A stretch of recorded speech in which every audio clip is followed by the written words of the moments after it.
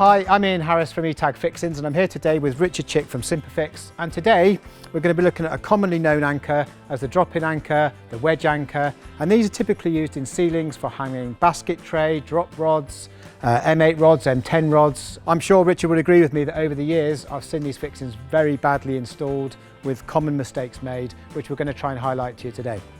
One of the first ones that I'd like to show you is these. Now, a lot of manufacturers sell a lot of wedge anchors or drop-in fixings, but sell very minimal amounts of these. And the reason that these are so important is because you'll see the collar of the fixing setting tool actually goes inside the drop-in anchor itself and will set it to a correct depth. So the wedge of the fixing will drive down to the bottom, correctly set the anchor for the right expansion in the concrete, and if the right setting tool is not used, the correct expansion will not happen. So I'm just going to, outside of drilling it into the concrete, I'm just going to set this anchor for you on top of the concrete here so I can show. So we take our hammer and and you'll hear the note change as the setting is actually fixed. There you go, you can hear the note change, and the anchor is therefore set and the wedge is now fully pushed right to the bottom of the fixing. Now Richard, that's not always how it seems to be set on site. It's definitely not how it's always set on site. Now the industry always follows the guidelines. Now the first thing that we look at with any type of anchor is the ETA approval systems. And as Ian mentioned, you have the original setting tool specific to that manufacturer's brand of anchor, because some anchors are slightly longer or shorter, so therefore the setting tools are not ambidextrous. They don't fit across the whole industry.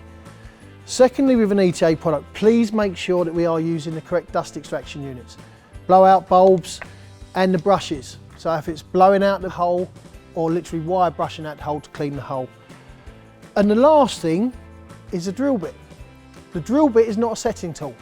The same way that we've actually seen people with studs, threaded rod. Because if you're using an alternate method to set the anchor, it doesn't always work. In fact, it never works. So the same that Ian showed in his demonstration on hammering home, listening to that tone and the expansion, by using an alternate setting tool, you cannot always, one, expand the anchor as it should be done, and secondly, you don't get that tone that you're getting metal to metal and metal to concrete tone. So the anchor's never expanded properly. So I think the rule of thumb, definitely, and when we're looking at stuff like this, is one, make sure we've got the right setting tool. Secondly, the installation cleaning procedures using dust extraction and wire brushes. And thirdly, making sure that when you hammer home that fixing, you can hear that change of tone. Once you hear that change of tone and the two collars meet, the anchor's set. Yeah. And it's fit for purpose.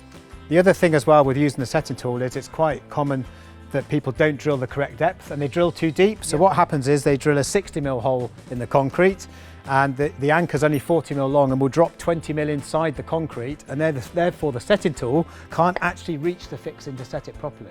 So one of the other ways of doing it is another type of wedge or drop-in anchor. Some of them actually have lips on, so it doesn't matter whether you drill a 100mm hole in the concrete, the lip will always ensure that the anchor is set flush with the top of the concrete when you set it with your setting tool.